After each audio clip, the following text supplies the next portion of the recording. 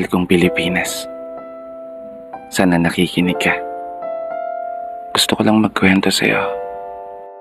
At ganoon na rin ang mga musta.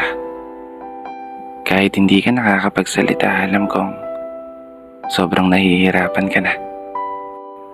Maganda ka naman eh. Inabuso ka lang talaga ng mga taong nakala mong aalagaan ka. Mga taong nanumpa ng katapatan sa'yo, na pagsisilbihan ka.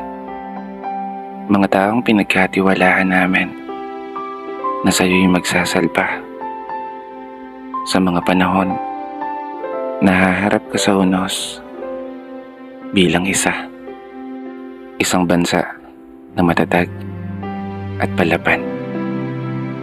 Ngunit naging kabaligtaran, isang bansa na ninanakawan ng sarili mong mamamayan. Isang bansa na dapat ay pinoprotektahan. Ngunit isang bansa na napapaligiran ng mga taong mapanlamang. Kailan nga ba tayo magigising? Kailan nga ba kayo matatauhan? Kailan mo nga ba isa sa puso na inihalal ka ng taong bayan upang maglingkod?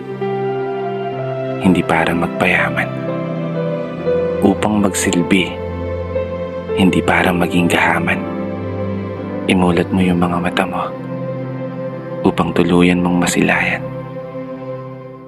ang katotohanan na nakakapagod ng maging Pilipino, nakakapagod ng maging mahirap sa isang bansang inakala naming iingatan mo. Mahal kong Pilipinas.